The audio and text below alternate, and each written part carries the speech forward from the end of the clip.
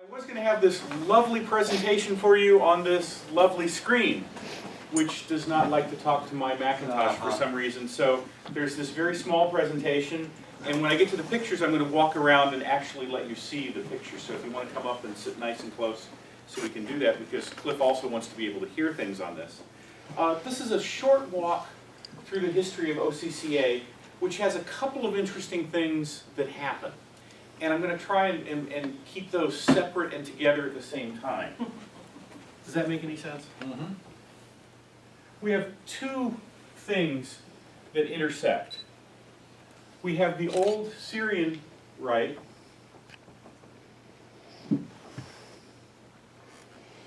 and we have the life of Vilat.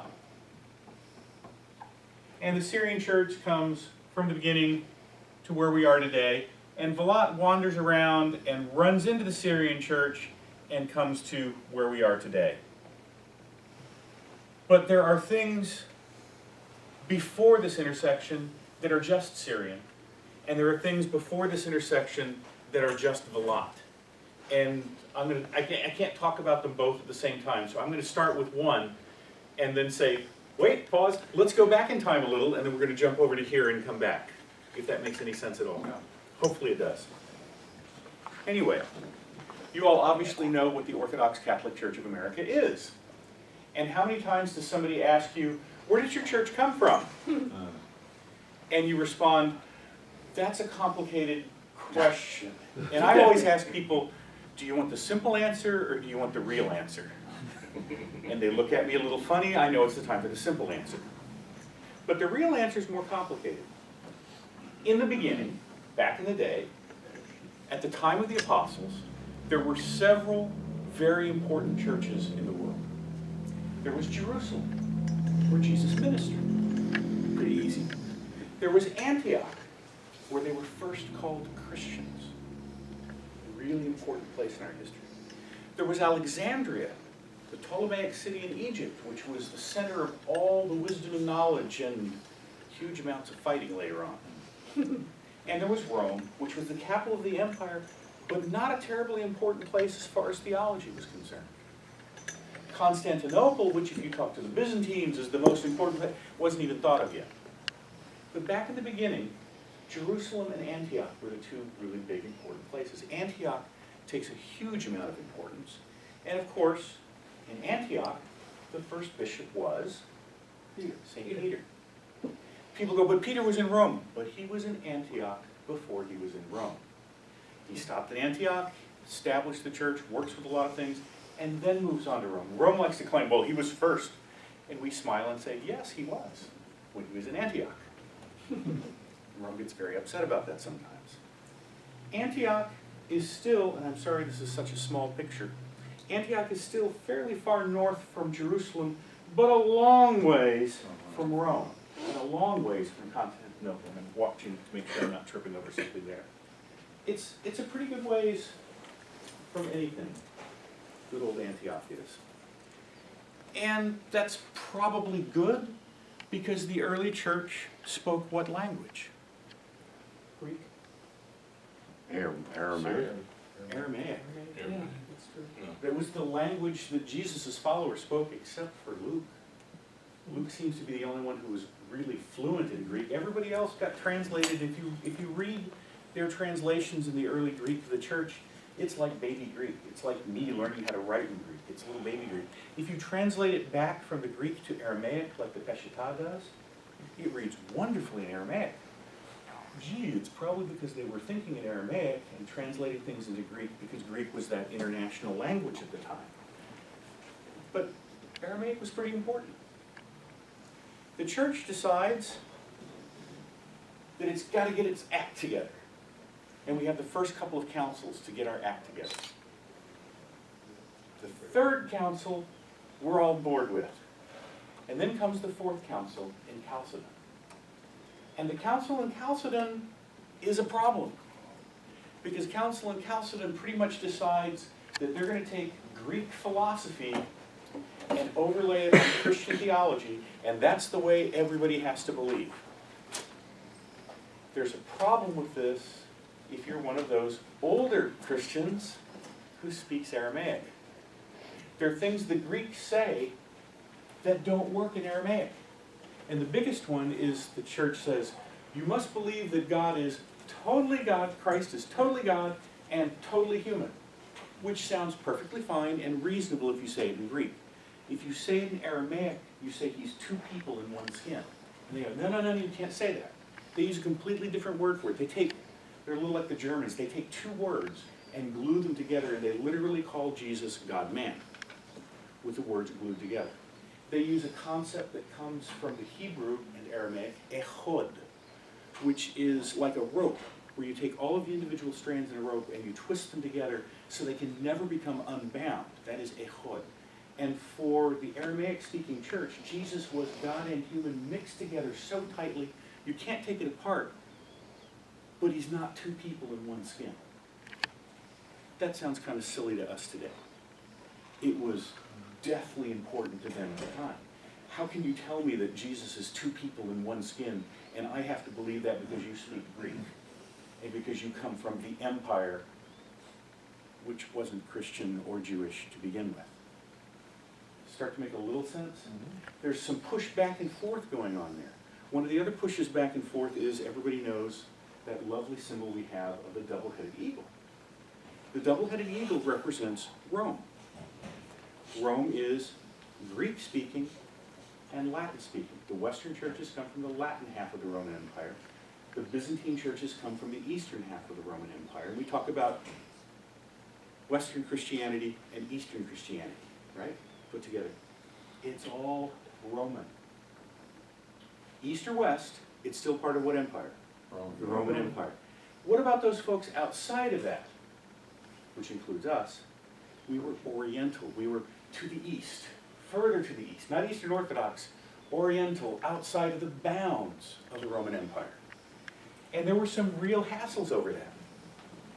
When you look at where the Council of Chalcedon was held, when you look up here and you see that Chalcedon is way up here, a long way away from Jerusalem. Oops.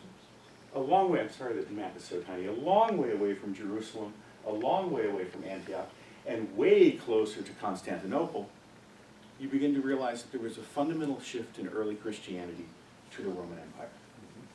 Greek-speaking Roman Empire, I know the Greeks are all, oh, no, it's Greek. Yeah, it's the Romans. As far as the Eastern churches were concerned, that's all Rome. Ephesus is in the west, according to the Oriental churches. You know, it's not Eastern city. Edessa is in the west, as far as the Eastern churches were concerned. It ends up splitting the church. It splits the church in more than one place. In Antioch, there becomes a Greek-speaking Antiochian church and an Aramaic-speaking Antiochian church. In Egypt, there is a Greek Orthodox church in Egypt, and there's a Coptic Orthodox church in Egypt. Things split right along the language lines. They tend to split right along the old church lines and the going to be a part of the empire lines.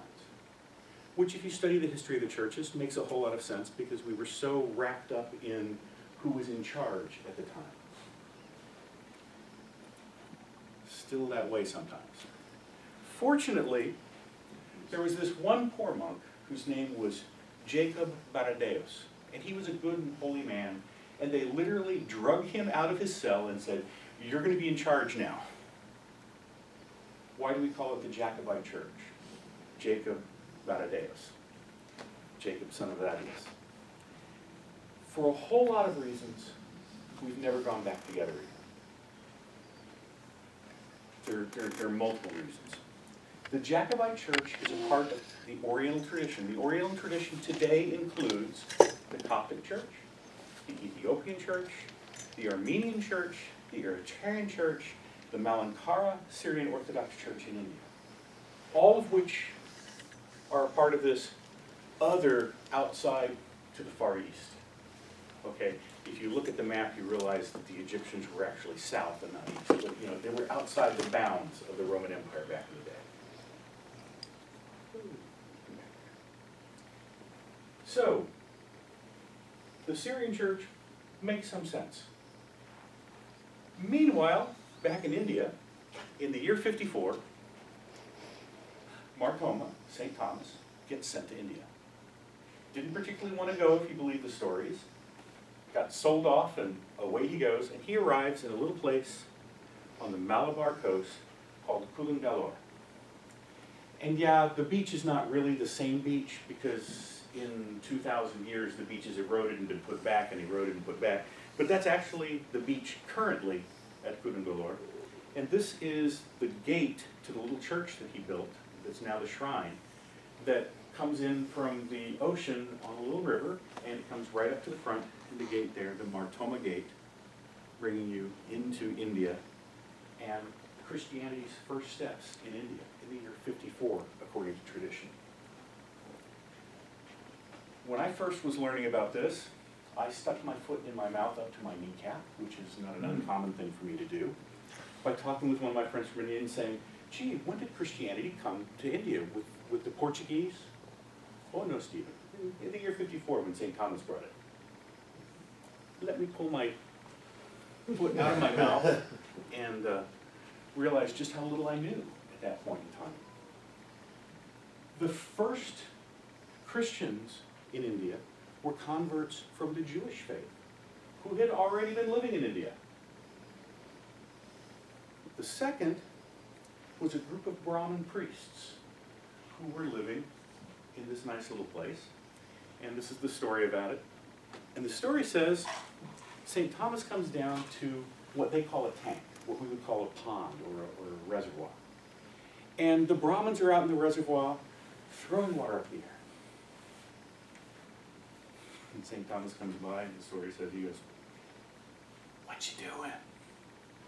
We're giving offerings to the sun god. He must not like it very much. He keeps giving it back. That's a way to get yourself killed. You know, and they were not very happy with him and ready. And he said, no, pray with me. And the story goes that St. Thomas took water and threw it in the air, and the drops hung in the air like the stars in the night sky. And all of those Brahmins were converted and became the first Christian priests in India. Pretty cool story. Very cool when you get to stand and put your hand in the lovely green water that is still there in the same tank, in the same place in India today.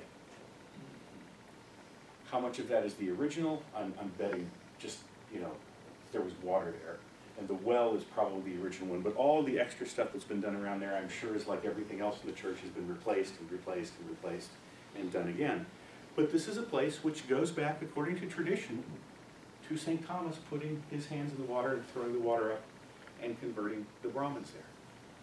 The cool part about St. Thomas was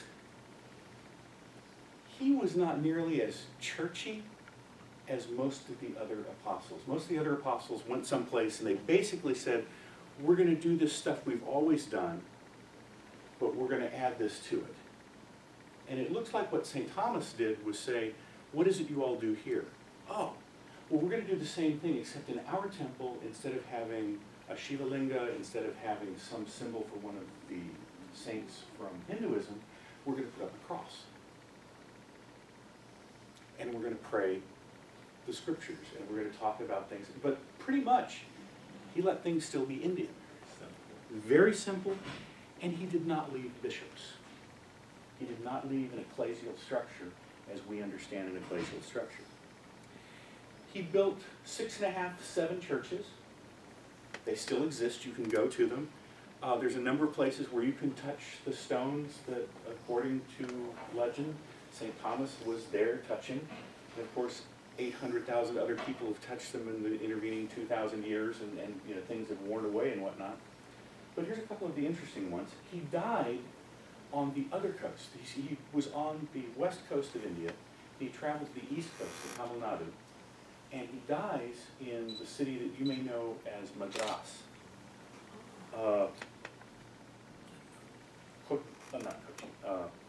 Chennai. And in Chennai, he is murdered with a lance. And so in India, when you see St. Thomas in an icon, he's not a young person. He's always an old guy with a beard. And he always has a lance either behind him or in him, because he's murdered with a lance. And I went to Chennai with a friend of mine who was a Roman Catholic and he's a priest, and he's like, yeah, I'm not so sure I buy this either, you know, this stories and whatnot. So we're going through all the St. Thomas stuff, and we went to the tomb. This is the chapel, the church at the top. This is the chapel at the hill where he had his own private chapel that he was praying at. And this is the reliquary, which has the leaf-bladed lance head that it said on the little deal was the lance head that killed St. Thomas. And I have to tell you, it's in a room a lot like this, just sitting in a box right there, and I could reach over and touched it if I wanted to. So I'm going like, yeah, I'm just not buying this. This is just a little too convenient, a little too touristy. Then I got to talk with the Armenian patriarch a while back, Karakin. And there's an Armenian church right next to this church that has been there. The current church was built in the 1750s, but there's been an Armenian church there going back to time immemorial. And you go to the St. Thomas sites, and all of the stonework is in Armenian.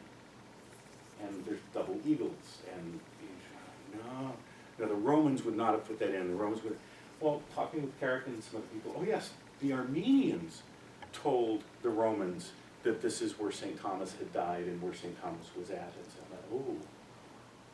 I give a lot more credence to that than I've given to the idea that in the 1500s the Romans suddenly discovered St. Thomas's burial site.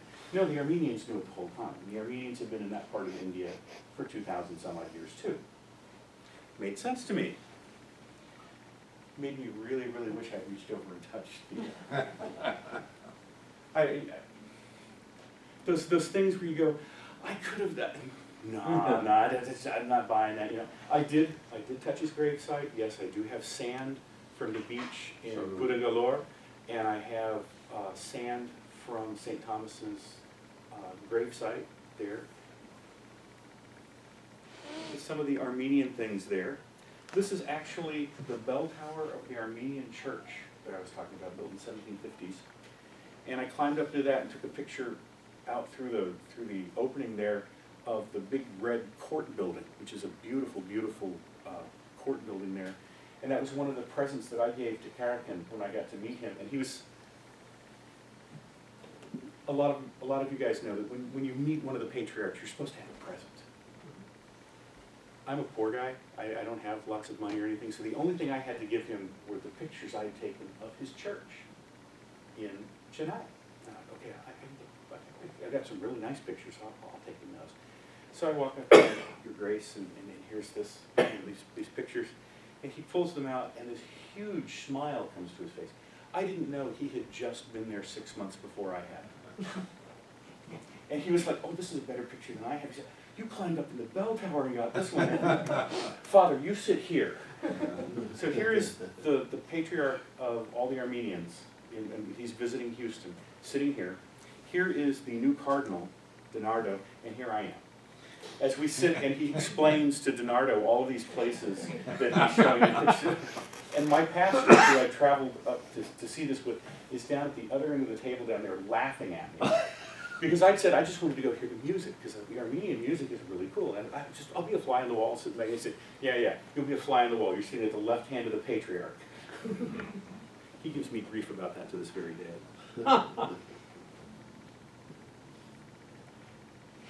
Then come the Portuguese, and life gets confusing. So for a long time, back up one step, left something out. The Syrian church came to India in about the 3rd century because Thomas Cana, who was a merchant, was traveling from the Syrian regions down into India to trade, and ran into these other Christians. He was just ecstatic. Christians, wonderful. He said, who's your bishop? What's a bishop? A bishop's your leader. He's your shepherd. He's your flock. We don't have any of those. What do you mean a bishop? What's a bishop do? Well, he told them about bishops, and they thought that was a really great idea. He said, can you send us one? So he went back to Seleucia Ctesiphon and asked for them to send bishops. And so the earliest bishops that came to India came from Seleucia Ctesiphon, which is in Iraq, in Baghdad basically today. Baghdad grew up around Seleucia and Ctesiphon.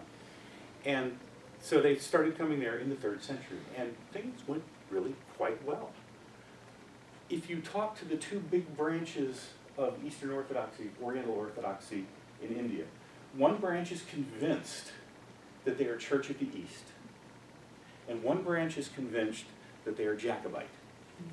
And the fact is, when they came to India, they were both. It's before that division occurred. It was before that. So both of them are just absolutely convinced they're right, and both of them are right. They came early. But, remember when I asked, oh, did it come when the Portuguese came? The Portuguese came. 1498, Vasco da Gama arrives in India. And here's the coast that he landed on, and I've actually stood on the rocks that he, there it's not a sand beach, it's a rocky beach, and I've actually stood on the rocks that were there when Vasco da Gama got there. And da Gama came and went, Christians, how wonderful! I am here with orders from the Pope, because this is the half of the world the Pope gave to us from Portugal to be in charge of. And the Syrian Christians went, wonderful, brothers, we're glad to have you, welcome. They thought they were in union with Rome. They didn't know about the council in Chalcedon that had thrown them out. They hadn't been invited. Nobody went, nobody knew, nobody went and talked to them. So suddenly the Portuguese arrive, and it's not only do you have to be a Christian, but you have to be a Portuguese Christian. And you have to follow the Latin rite, and you have to do everything in Latin. Throw away your Syrian books. And they literally murdered bishops, took over churches by force, and said this is the way it's going to be. It was a really sad problem. They took a lot of absolutely wonderful old Syrian churches and Latinized them. And so you'll see things where these altars and stuff with statues have been just stuck into a very plain, simple building that was not designed to have them originally. And you'll see things which are obvious Portuguese designs. You know, wow, that looks really, oh, after the Portuguese came, that became very popular to do things in those sort of styles. And the older buildings were converted. It took the Indians a little while to get pissed off about this, mainly because they didn't have a big army to stop it. If they'd had a big army to stop it, I don't think the Portuguese would have gotten nearly as far. The Synod of Diamper in 1599 said, once and for all, you're stuck with us, you're under the Padrado, you have to be Portuguese, this is the only way you can be a Christian, this is all it's going to be, and here's what you're going to do. And they started Latinizing absolutely everything. Burned the Syrian books, expelled priests, put in new priests. The Syrians went, help! And they sent for help from the Syrian church. The Jacobite church actually did send help. They sent a bishop who was intercepted by the Romans on his way. The Romans grab him up. His name is Mar Ahatala. He's taken prisoner, carted off to Rome, and he dies in Rome and is buried in Rome. Poor guy never even made it to India, which is where he was supposed to be going. There was a big revolt because they stole Mar Ahatala from us. They stole Bishop Mar is Lord. They stole the bishop from us, and they carted him off to Rome in chains. How dare you cart off our new bishop in chains? It took them a little while. But in 1653, about 150 years later, nothing moves quickly in India. About 150 years later, they had enough. Look, we're done with serving under Rome. We want our church back. It's our church. It was our church before you ever got here for 1,500 years. How dare you say it's your church? It's our church and we want it back. So about 200,000 people got together to swear an oath. And the oath they were going to swear depends on who you talk to. If you talk to the reconciled Uniates, they say it was never to serve under the Jesuits. If you talk to the non-Uniates, it's never to serve under Rome. There was a cross sitting in front of one of the churches, and that's one of the distinguishing features of the Syrian churches in India, is a cross out in front, just like there would be in a Hindu temple. There would be a symbol out in front that tells you whose the temple is. So there'd be a cross out in front, this is a Christian church. And this particular cross was there. 200,000 people wanted to swear an oath on it at the same time. They could not possibly all touch it at the same time. So they tied ropes to it, so that everybody could touch the rope and symbolically be touching the cross. Now, 200,000 people touching a rope, what's going to happen? Who's going to pull it down? And they call it the Kunan cross. And Kunan is a Malayalam word for bent over like an old man, because they bent the cross over. Now, the Roman Church still owns the church where they made this swearing at, but the Syrian Orthodox carried off the cross. And it's in Cochin, it's got its own little chapel in Cochin, and it is constantly being prayed for by people who come in. There's never a time that I've seen that there hasn't been somebody in there. It's a little tiny chapel, just big enough for the cross and 5 or 6 people to go around it and to make their OBS to it. And I was blessed being able to go to Kochi and say, look, I really want to go see the Kunan cross. And my friend was like, how do you even know about the Kunan cross? Well, my ancestors in the faith are descended from the Jacobite Church of India. And the Kunan cross is, you're like, yeah, that's a really important thing. Okay, we'll take you there. They took the whole rest of my group someplace out to lunch and took me to go see the Kunan cross, which was just really, talk about being filled with tears. I was completely filled with tears at that point, being able to touch something and do the Obiesa to a big important symbol of our faith, getting back to the roots of being a Syrian Christian. Well, time goes on, and the Syrians have all been Latinized. That group broke off, went back to being Syrian. The Syrian church was able to send them bishops. They get redone, and that's the Syrian Orthodox Church in India today. 2 branches.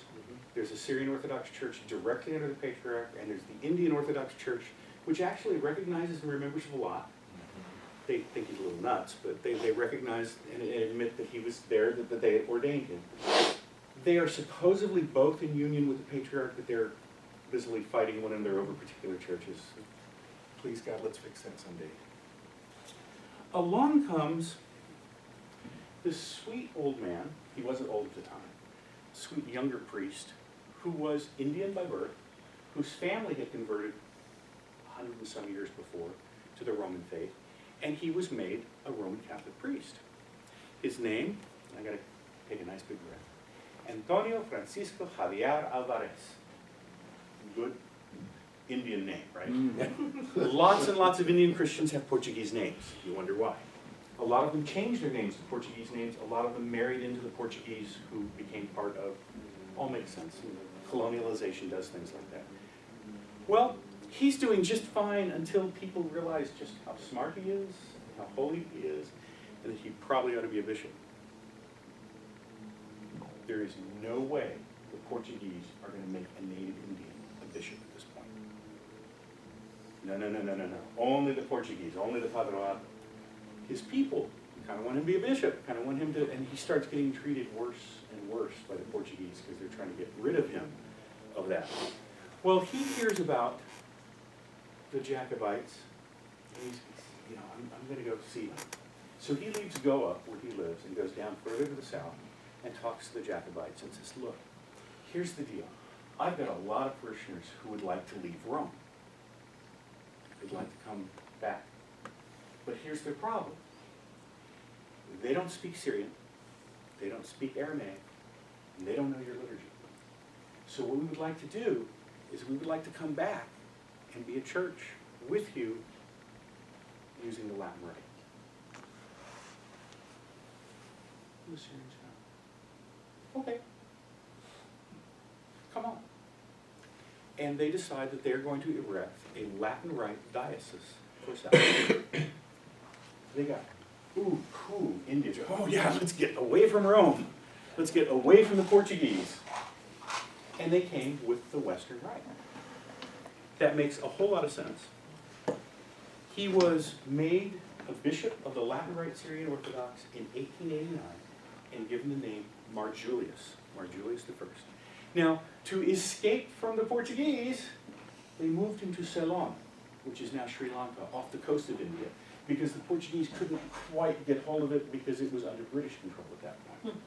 which pleased the British to no end, to have someone who was angry with the Romans and the Portuguese stirring up people. No, there wouldn't be politics involved in any of this. Okay. It's at this point in the story, when Marjulius is living in Ceylon, that Vilat has his intersection with the Syrian Orthodox Church. It was with permission of the Patriarch, Ignatius Peter III. The fourth, if you use one of the older counting systems, but they threw one of them out because he was a heretic. He was put in by the other group. So it's the same person, but sometimes you'll see him marked as the third, and sometimes you'll see him marked as the fourth. It depends on who's doing the counting. Ignatius Peter, who was the Jacobite patriarch in Antioch. He hears about all of this, and he's like, okay, let's give this guy a chance. Let's have a look at him. So Vilat ends up in Ceylon for about 9 months, and he is given the third degree. What do you believe about this? What do you believe about this? What do you believe about this? What do you think about this? What do you think about that?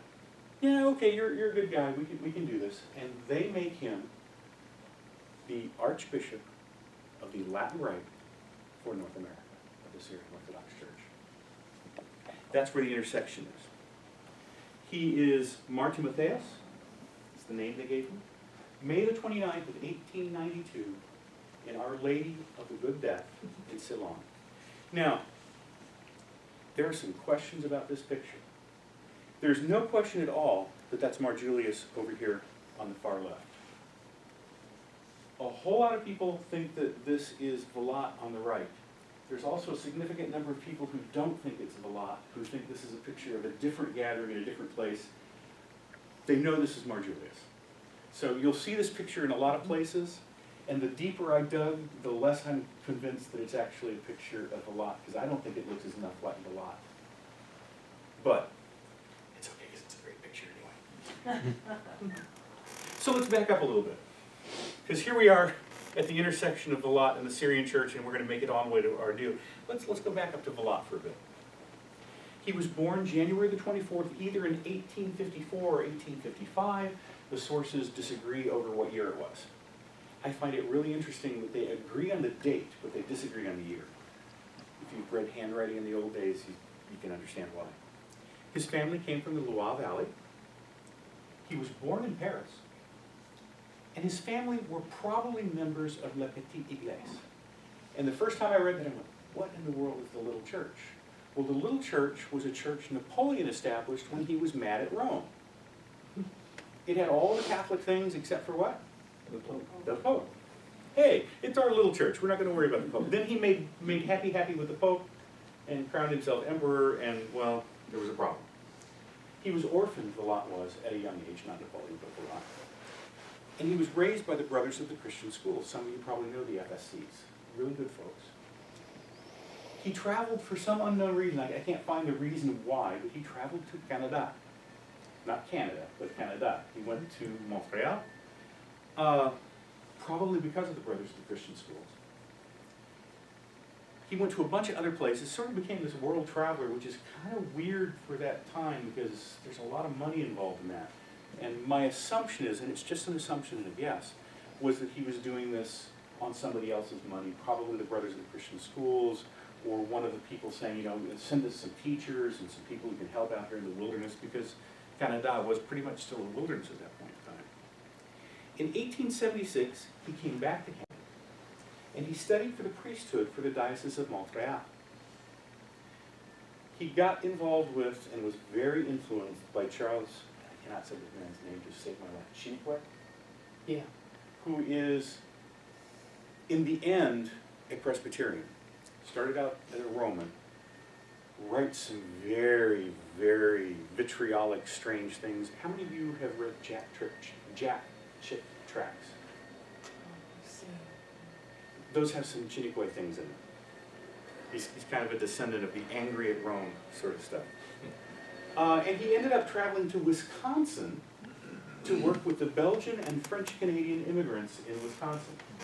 Why? Because somebody's got to be able to speak the language. And French was the language. Well, his little flock, which starts to form around him there, originally starts out with the Presbyterian Church. But they don't seem really interested in being Presbyterians any more than they really seem being interested in being Romans. They're in that time period when they would have been perfectly happy to be a part of La Petite Église. You know, let's do things locally, let's not have a real problem, no big deal. He establishes a really loose working relationship with the Episcopal Diocese of Fond du Lac. And their bishop, who seems to be a really cool guy, Hobart Brown.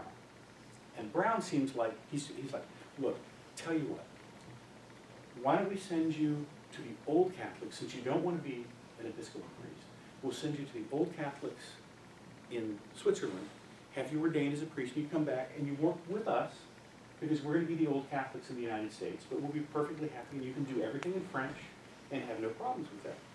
And that seems to have worked really well for him. He traveled to Switzerland. He was ordained a deacon on June the 6th and a priest on June the 7th in 1885. And there is one of the existing little churches that he built, still in the Diocese of Fond du Lac today. And someplace I've had in my hands before, and I could not come back across it. If you've seen how many photos there are on my website. I have a photo of this done back in the day. And it's a very, very similar angle and all. It's amazing just how cute this little church has managed to remain in all of these 100 years.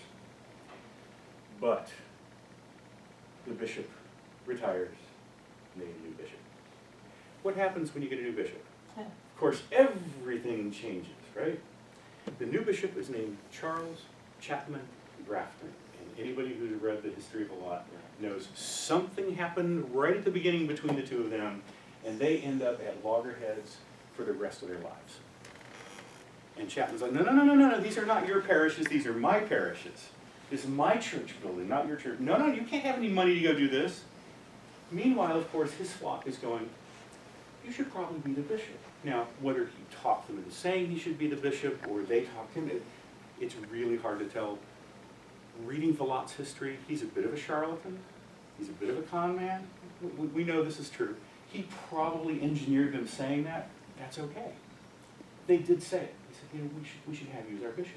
So he starts to write the Old Catholics back in Europe, say, hey, you know, how about you make me a bishop?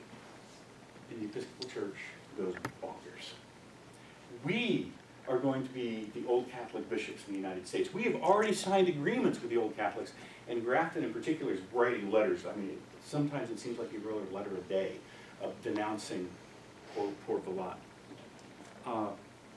If any of you know the founding of Notre Dame and the Reverend Edouard Saurin, as I read the life of Saurin and I read the life of Vallot, those two are cut from the same cloth. They were both entrepreneurs. Saurin at one point sent a letter home with a bill for 1 million bricks he hadn't asked permission to buy. He gets called back, and he has the founder thrown out of the order and sells his house to pay for the bricks. Very, very similar people. They had this big idea. Now, for Saurin, it turns into the University of Notre Dame. For Vallot, it turns into a lot of heartache because he doesn't manage to engineer the power struggle the same way that Saurin managed to. So Vallot starts looking around. What can I do? How can I escape from... He's already escaped from Rome. He's already escaped from the Presbyterians, and now he's trying to escape from the Protestant Episcopal Church. Why not be Orthodox? So he actually contacts the Russian Metropolitan, and he visits Bishop Vladimir. And he goes to Bishop Vladimir, and Vladimir examines him. Now apparently Vallot was pretty good when being examined, because every bishop who examined him outside of the Protestant Episcopal Church liked him and said, yes, you're fine, you're not a problem. And as a matter of fact, the quote is, after examining his faith, Vladimir said Vallot, quote, is now a true Old Catholic Orthodox Christian under the patronage of our church.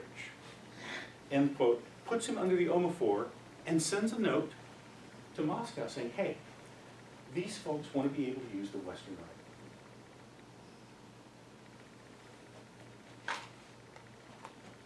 It's okay. Nothing ever comes back. There's never a note back saying yes or no. Strangely enough, Tikhon eventually approves a Western Rite, which is pretty much the Protestant Episcopal Church's Book of Common Prayer. But none of that ever makes it back to Vilat. So Vilat's like, someone mentions in Vilat's ear, you know, there is a Western rite of Orthodoxy in India. Really? Maybe I should check into this. Yeah, you should check into this. So, this is where he starts looking at this Orthodox church in India, in Ceylon, that is Latin Rite, using everything he's already familiar with, in the way he's familiar with it, sends a note and they're like, yeah, come talk with us about this. Well, we can talk about it. He did not get a yes, rubber stamp, okay. So he travels to Ceylon to meet with Marjulius and to be examined and to see, you know, do we want to do this? 9 months before he gets the approval.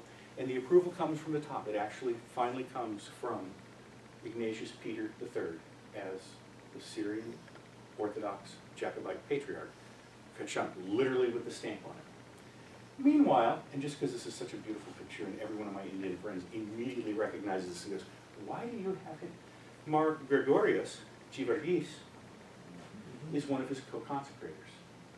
And Mar Gregorius is one of the first Syrian Orthodox Indian saints to get stuck into the calendar, which is really cool. And everybody recognizes this picture. It's just really, really neat, and you can look at this one up later. I'll tell you where to find it later. But his pastoral staff turns into a snake at the top.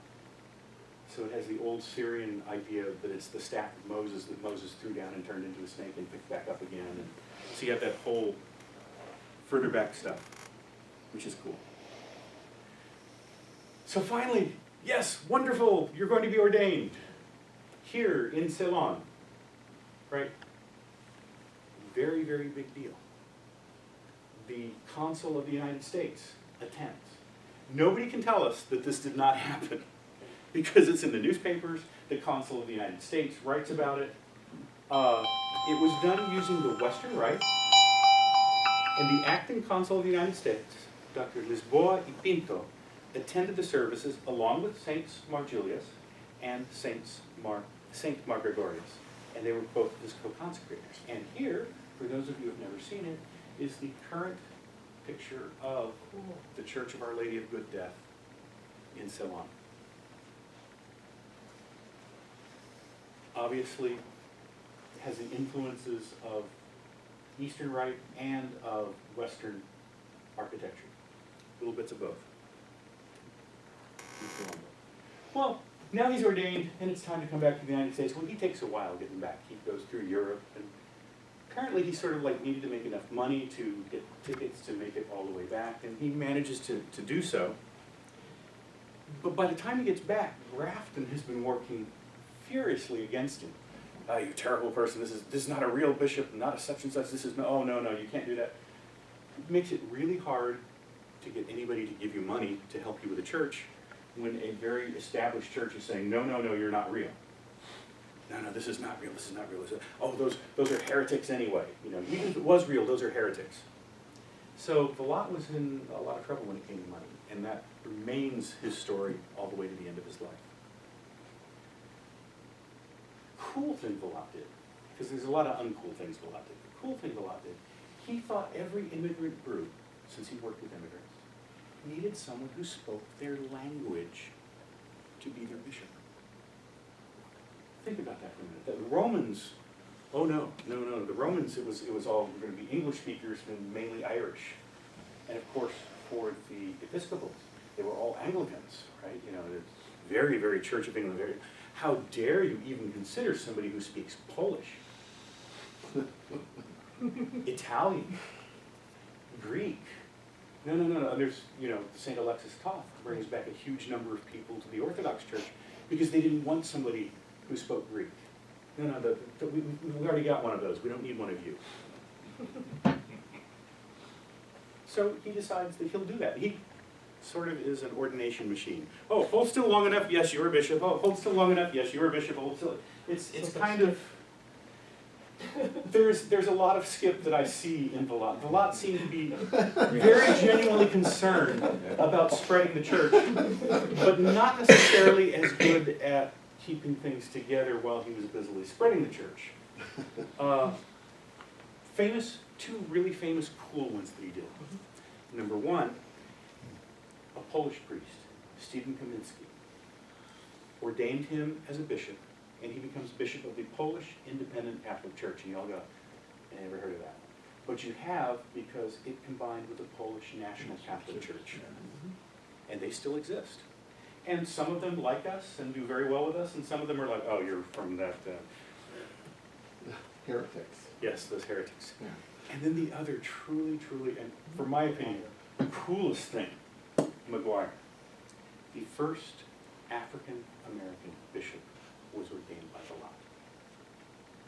He was ordained precisely because there were no African-Americans as bishops. Now, I'm not sure if I actually count McGuire as African-American because he was born in Antigua, but I guess that's North America still, so he's Caribbean-American, and you look at him and you go, no, I'll claim him. I don't know what it is about this particular picture of him, but I like this guy. There's something very pastoral and very strong in the way he presents himself, and everything that I've read about him strikes me that I would actually have liked him as a human being. You must come to New York. I've been to his church. Well, that's cool. Next time. Yeah. Next time we'll do that. Well, we get wound into the African Orthodox Church here in the United States. McGuire being their founding bishop. For a number of years, OCCA bishops served in their synod, and their bishops served in our synod. Matter of fact, sometimes it's hard to tell if it was really two separate things or really wasn't, particularly when Vilat takes his hiatus and leaves back for the rest of his life in Europe. But unlike most of the churches of the day, OCCA did not discriminate against African Americans. Made a bishop. Hung out with their bishops for several generations. Which I find particularly heartwarming. Archbishop Lloyd follows Vilat as Metropolitan, and is a member of the Synod of the African Orthodox Church. Archbishop Clement Sherwood follows Lloyd, and is a bishop in the Synod of the African Orthodox Church. I find that very heartwarming that we did that. After many years, and Sherwood lived for a long time and reigned as the presiding bishop, actually, I think he called himself the patriarch of the Orthodox-Catholic Church under its whatever name it was at that point. Now, it keeps changing its name for a while. But he gets a little old, and he decides, I'm going to retire. And he picks a man to be his successor, George Augustine Hyde. Now, most of us know of George Augustine Hyde. I never got the chance to meet him, but I've read a lot of the stuff. And Hyde was a prolific writer, if you've ever read. He wrote all the time. But I'm told by several people who knew him that you cannot trust any of the things that he wrote, because he really liked this whole self-aggrandizement. We have hundreds of people in these parishes and hundreds of this, and where? He never goes on and tells you where they are, but he has hyperbole as part of his language. That's okay. So did Vilat. But one thing is absolutely certain. He made sure that we served the LGBTQ community. And that we are, in effect, the first major church in any respects that did that. And it was at great personal risk. We have an early saint in our church who was murdered for serving with those people. I'm sorry, I didn't show you this picture. It's a terrible picture because it's tiny. But I liked it because he looks quite grand in that picture. A lot of the other pictures I have from him, he looks old and dumpy. And I didn't think he would like a picture of himself old and dumpy. Hyde did not come immediately to OCCA. Hyde had met a Bishop John, who was from the Greek church, who had been run out from the Greek church for his stance on homosexuality. And they had gotten together in the 40s and formed the Eucharistic Catholic Church. Very tiny, but very important. They again wanted to be a place where lesbian, gay, bisexual. I guess they probably didn't understand transgender at that point in time. The word really wasn't there. But I think they would have been open to that in the future as time went. And they wanted to make that a place where people can feel safe. That's pretty cool.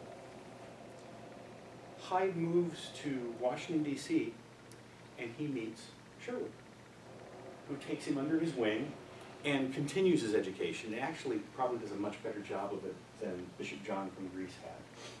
Continues a lot more things. He becomes far more westernized. Between the two of them, they pushed us a very good direction. So there's been a couple of times when we've been pushed directions that I think are very significant. Immigrant communities. Anybody hassling immigrant communities these days? Black people are okay to be leaders in your church? Absolutely. Lesbians and gays and all those other funny people, yeah, they're the children of God. That's pretty important stuff, at least in my book. In 1957, he was consecrated. He continued to support independent churches, not just OCCA, but other little independent churches. He would go over, we need a priest, but we don't want to be under you. He would still go ahead and ordain a priest, which is kind of cool. Hyde we're going to speak English someday. Hyde succeeded Sherwood in 1970, and he retired in 1983. And down in Florida. And in 1983, the first OCCA patriarch that I know, the first of our hierarchs that I actually know, is Alfred Lewis Lankenau. How many people here actually knew Alfred? Good. Alfred was a very interesting person and a very passionate person. And if you pissed him off, an extremely passionate person. Oh, yeah. I loved Alfred. And I think he's probably rolling over in his grave that I'm standing here wearing this in front of you right now. Take off that Mardi Gras hat. It's not a Mardi Gras hat. And you gave me permission to wear it. He was very upset after a while that he'd given me permission to use the Liturgy of Maridai and to wear Oriental Rite stuff, because he was so Roman in so many ways. I love Al dearly, but he was so Roman in so many ways. He did the first next cool thing, which was to ordain a woman as a priest. And this was Barbara Martzell. Some of you knew Mother Barbara. This was January the 15th. Now, 1995. That's not that long ago. We finally agreed. Is it 85? I think it was 85. Ah, I wrote 95. I think it was 95. Is it that late? Really? I think it was 95, because it was Oh, it was right yeah. before I came in. Perry, yeah, because I came in '99. yeah. And she was already Yeah. priest. Yeah, it was right before I came in. I came in Yeah. in '94 and was ordained in '96. Yeah. So I heard the rumblings. Actually, it was one of those deals that made me like OCCA, Yeah. because I think issues of gender equality are kind of important, and they've become more important to me. But in talking with Alfred, I found out there was this little gentleman's deal done between the bishops, because some of the bishops were okay with women priests. They were not okay with women bishops. And so the gentleman's deal, which is not public in their time, was, yes, we'll ordain women to be priests, but never to be bishops. It's a step in the right direction. And I get to say that because Alfred, literally sitting in that chair, Yeah. told me that, sitting at his house talking to me. When they ordained Mother Barbara, Hyde left, came out of retirement, and gathered, what, 4 or 5 of the Yeah, priests that's who really just a big couldn't couple. bear with the idea that a woman could be a priest, and became their own separate little organization. Interesting part on that is he and Lankenau remained friends in the midst of that, become reconciled, and when Hyde is getting near his death, he's like, "Will you take my priests back?" He wanted to make sure there was a place for them, which is kind of cool. And that's where we are now. I have lots of really good memories of Alfred, and some very, very funny ones. He was a character. Our next bishop, next metropolitan, was Skip. And Skip was one of the most charismatic people I've ever known in my life, and I write it this way. One of the most characteristic, isn't you come over here? And the guy some water. I will take the one in my tongue. Cleaving to the roof of my mouth. One of the most charismatic leaders of OCCA followed Archbishop Alfred. Archbishop E. Brian Skip Karsten. Skip was a gifted conversationalist. One always had the feeling that he had known you forever and that you had been best friends since before he met you. And if you talk with people, everybody who talked with Skip had the feeling that you had a very special relationship. Probably nobody else had that same. I go to his funeral, I'm hearing people, and I'm like, wow, everybody has the same relationship with him. That is so cool. I wish I could be that friendly a person, because Skip was amazing. Two major changes occurred during his administration. And he just sort of slipped them in. One he literally slipped in. The other one, he got past the bishops, which was the ordination of our first bishop. And the second was the allowing any priest to use any one of the three rites, Western, Eastern, or Oriental. Up until then, you had to go and beg, "Dear Bishop, may I?" And it was like, if you have a reason to, please use it. Or you use the official, which is what we did. Yeah. Unfortunately, as everybody knows, Skip was taken from us very untimely, very long before any of us wanted to see him go. And that kind of an unexpected death left us in a kind of a quandary. And we elected Archbishop Peter. And Archbishop Peter was such a radically different personality than Archbishop Skip. Where Skip was one of these big, open, "Hi, how are you doing?" And he'd talk to everybody, and he'd see you halfway down there, "Hi, how you doing?" If any of you had been out to the skeet and saw him driving on the tractor with his shirt off, waving at the neighbors as they went by, there's a kind of a congeniality with that I think would have scared Peter to death. I think Peter is a much more reserved, calm, quiet sort of a person. Archbishop Al came back and served as locum tenens, and then we elected Peter, Robert Zard. And Peter brought with him a great deal of expertise in liturgy. He was a very academic person. His background in architecture, if you read the things that he writes on the OCCA email listserv, are just some wonderful, wonderful recollections. Yeah, I would have liked to have taken a class with him in that architecture. And you can tell that he's at home in those academic worlds and things. And he was kind of quiet. And I think after Skip, we probably needed somebody who was kind of quiet as an administrator. He helped us rediscover, in a lot of ways, who we were. His thing, which brings in my mind, and is actually on my business card to this day, is many voices, one song. Yeah. Because we are so diverse in so many ways, but we're only singing one song, Jesus Christ Crucified. But we sing it in so many ways, in so many different voices. This is my all-time, I have a lot of pictures of Peter, but this is my favorite picture of Peter. He was speaking with us, and he has this very calm, very fatherly, very gentle look on his face. And I've looked at lots of pictures of bishops where I'm like, you scare me. I don't think I want to come over and have dinner with you.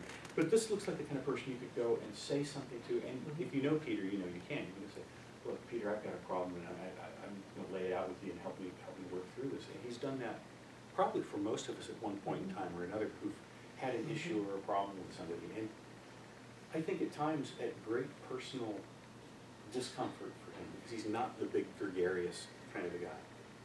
But I think he was the right choice. I think he was a very, very good coalescing after Skip had us set so many different directions at the same time. So now, where are we at? Well, we have a new crop of bishops who were elected at the last full synod in Lexington. Archbishop Peter retired, you all know that. We're here to take and make Paul our new Archbishop. And that leaves an active synod of 6 bishops. Archbishop Paul, myself, Bishop Anthony, Bishop Doug, Bishop John, and Bishop Elizabeth. And as you just look at that, you go, wow, that's a lot of very different looking people. Lots of, you look at our faces, we are not the same. Well, I don't know, we got an awful lot of beards, but we got a lot of white in the beards going. Yeah, similar skin tone, but, Yeah, yeah. but definitely different wear. Definitely different wear. We met this last summer. We elected Paul.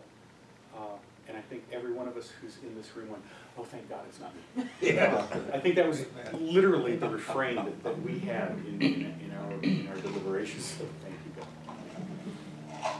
I think every one of us is committed to helping Paul be the best archbishop he can. I'll say this just as an aside from the presentation. It's a miserable job. If you've ever worked in administration of any kind, when you're a teacher, your problems are the things in your room. When you're a principal, your problems are everybody's problem in the building. When you're at the main office, your problem is everybody's problems in the entire district. And I've watched that in my own life as I've proceeded to become a district administrator. And I think it's the same with being a bishop. When you're a priest, your problems are in your parish, in your local group. And then they make you a bishop, and oh goodness, people call you with all kinds of interesting things that you never thought were, wow, I've never had to concern myself with that before. I must think about this with you now. Let me pray about this. And I think when you end up being the chief shepherd over all of us, that's got to be just kind of a weighty thing. So I'm going to ask you to do something very strange. I'm going to ask you once a month to send a nice note to Paul. Out of the blue, for no reason whatsoever. Just say something nice to him. Send him an email, pick up the phone, call him, say something nice. Because if the only thing he hears is all of our problems, it's going to weigh him down too much. And I think, looking out at the group of people that are here, I think you all be willing to do that. And as it says at the end here, Archbishop Paul brings a great deal of pastoral experience as well as liturgical knowledge. God bless us all as we continue our path, being there for those who need us most. I'm not sure what it is, but it's not the end.